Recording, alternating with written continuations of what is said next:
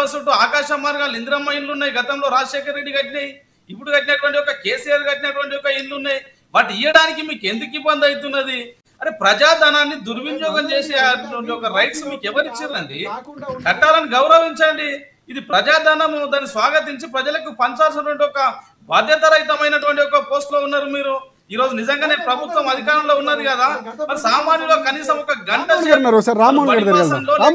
బట్టలు గుడ్డపూల ఇక్కులు పేపర్లో లేక స్కూల్ కు సంబంధించినటువంటి ఒక సర్టిఫికేట్స్ అవి తీసుకొని లేక నిస్సహాయ స్థితిలో నిస్సహాయం చేస్తే పాపం దానికి పోతాడన్న ఈ ముఖ్యమంత్రి.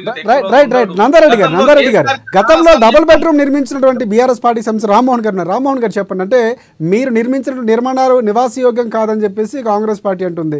సో అవి ఉన్నాయి కాబట్టి వాళ్ళకి ప్రత్యేకంగా చూపించి ఇస్తే బాగున్నట్టు. కట్టిరు అయిపోయింది, వాటిని పంచాల్సినటువంటి ఒక బాధ్యత ప్రభుత్వానికి లేదు. ఇప్పుడు వీళ్ళకి ఉన్నది కదా, పంచండి. ఒకవేళ లేదు తక్కువ ఉంటే మరమ్మతులు చేయండి అని ఇంకో రకంగా రూపకల్పన చేయండి. ఇంకా డివిజన్ ఎందుకండి దాంట్లో? రామ్మోహన్ గారు ఇందాక క్వశ్చన్ రైజ్ చేస్తున్నారు, చెప్పండి. చెప్తున్నాడు దేనికోసం ప్రభుత్వం ఉన్నది? రామ్మోహన్ గారు మీరు చెప్పండి. వాళ్ళ మీద ఆరోపణ నందారెడ్డి గారు ఒక్క నిమిషం మళ్ళీ మీ దగ్గరికి వస్తాను, చెప్పండి. ఖచ్చితంగా శివన చెప్తాను, కాంగ్రెస్ పార్టీ పెద్దలు చెప్తా ఉన్నారు. గతంలో మున్సిపల్ శాఖ మంత్రి కేటీఆర్ గారు పూర్తి వారికే సంబంధం అంటారు. ఎక్కడ కూడా ఇంతకు మళ్ళీ చెప్తున్నాను నేను, పాలకులతో పాటు ప్రభుత్వ అధికారుల ప్రమేయం ఉంటే ఇటువంటి చర్యలు జరుగుతాయి. ఖచ్చితంగా యొక్క అధికారులు ఎవరైతే ఉన్నారో, అక్రమ లేఅవుట్లు ఎవరేసారో వాళ్ళపైన కూడా చర్య తీసుకోమని కేటీఆర్ గారు బహిరంగంగా చెప్తా ఉన్నారు, పత్రికాముఖంగా చెప్పడం జరిగింది.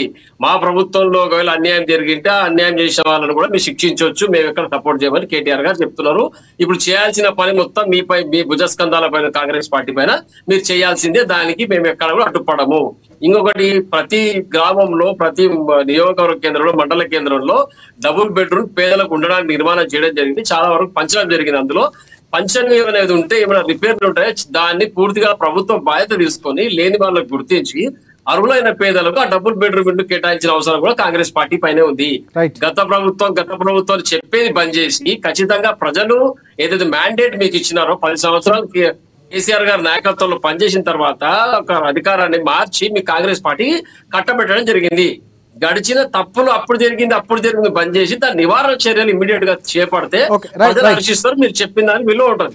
కానీ ప్రతి విషయం కూడా గడిచిన ప్రభుత్వాన్ని భజన చేసి బంద్ చేసి ఖచ్చితంగా ఇప్పుడు ఏం నిర్ణయం తీసుకోవాలి, సమస్యను ఎట్లా సాల్వ్ చేయాలని దానిపైన కాంగ్రెస్ పార్టీ పనిచేయాల్సిన అవసరం ఉంది. ఒక్క నిమిషం రామ్మోహన్ గారు, మీరు మాట్లాడిన దాంట్లో సరే పార్టీ పరంగా కాకుండా మీ సొంత నిర్ణయం అనేది పర్ఫెక్ట్గా చెప్పిన దానికి నేను హ్యాపీగా ఫీల్ అవుతా. కానీ ఈరోజు కేటీఆర్ ఎవరైతే మున్సిపల్ శాఖ మంత్రి ఉండి ఈ 10 సంవత్సరాలు ఎంత విధ్వంసం చేసిండో బహుశా మీకు ఖచ్చితంగా వ్యక్తిగతంగా పార్టీని పక్కకు పెడితే తెలుసు. ఈరోజు ఏదైతే కోమట్ చెరువు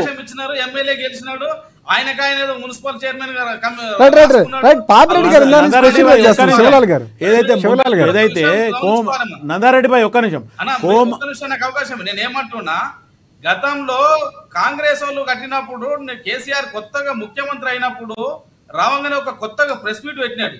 ఏం ప్రెస్ మీట్ పెట్టినాడంటే, తెలంగాణ రాష్ట్రంలో ఎన్ని రేషన్ కార్డులు ఉన్నాయో అన్ని ఇందిరమ్మ ఇండ్లు ఇచ్చినామా, ఇక ఎవ్వరికి 10-20 సంవత్సరాల దాకా 20 నుంచి 30 సంవత్సరాల వరకు ఈ తెలంగాణ రాష్ట్రంలో ఇండ్లు ఇవ్వాల్సిన ఒక అవసరం లేదు అని కేసీఆర్ ఒక ప్రెస్ మీట్ పెట్టినాడు. దాని తర్వాత ఇంకొక ప్రెస్ మీట్ ఏం పెట్టినాడంటే, తెలంగాణ రాష్ట్రంలో ఇందిరమ్మ ఇండ్లలో జరిగినటువంటి ఒక అవినీతి తెలంగాణలో జరిగినట్టే దేశంలో ఎక్కడ జరగలేదు, అప్పుడు ఉమ్మడి ఏపీలో జరిగినట్టు అని చెప్పినాడు. వాళ్ళని అందరినీ అక్కడ లోకల్లో ఉన్నటువంటి ఒక సర్పంచ్లను, ఎంపీటీసీలను, చిన్న చోటా మోటా నాయకులను, జడ్పీటీసీలను, ఎంపీపీలను.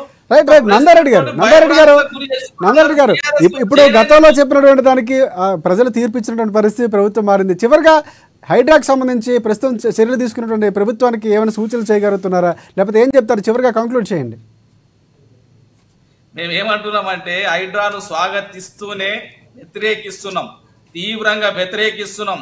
పేద ప్రజల జోలికి వస్తే భారతీయ జనతా పార్టీ పేద ప్రజలకు అండగా ఉంటది. వాళ్ళ కోసం కొట్లాడతాం, ఎంతకైనా తెగిస్తాం, ముందుకొస్తాం.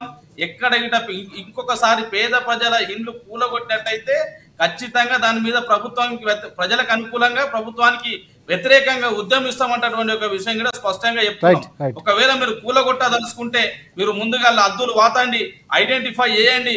ఆ తర్వాత నోటీస్ ఇచ్చిన తర్వాత మీరు అక్బరుద్దీన్ ఓవైసీ కాలేజీ బిల్డింగ్ కూలగొట్టిన తర్వాతనే మీకు దమ్ము ధైర్యం ఉంటే ఈ ప్రభుత్వానికి మిగతాయి కూలగొట్టండి. అరే అక్బరుద్దీన్ ఓవైసీకి ఒకటి, సామాన్య ప్రజలకు ఒకటి, ఎవరు తెచ్చిన చట్టం అండి ఇది. ఎవరి తొత్తులు ఎవరికి భయపడి ప్రభుత్వాన్ని నడిపిస్తున్నారు? మీరు ఒక ఎంఐఎం పార్టీ చేతులలో ఈ రాష్ట్రాన్ని ఎందుకు పెడుతున్నారు? ఎందుకు ప్రభుత్వ అధికారులు ఎందుకు భయపడతారు? నీ ముఖ్యమంత్రి ఎందుకు భయపడతాడు? ఇంత వ్యవస్థ ఉన్నటువంటి ఒక వ్యక్తులు ఒక్క వ్యక్తికి గడగడలాడాల్సినటువంటి ఒక అవసరం ఎక్కడైనా అడుగుతున్నాం. దీనికి ప్రభుత్వం సమాధానం చెప్పాలి. వాళ్ళ చేతులు ఎందుకు నందారెడ్డి గారు రైట్ రామ్మోహన్ గారు మీరు చెప్పండి, చివరిగా ఏం చెప్తారు? పూర్తిగా కొన్ని సూచనలు చేస్తున్నటువంటి పరిస్థితి కనిపిస్తుంది. హైడ్రాకి సంబంధించి పూర్తిగా స్వాగతిస్తా ఉన్నాం. ఎప్పుడైతే పేద ప్రజలకు అన్యాయం జరుగుతుందో దానిపైన తీవ్రంగా ఖండిస్తాం ప్రభుత్వం యొక్క పనితీరును, అధికారుల పనితీరును. రంగనాథ్ గారు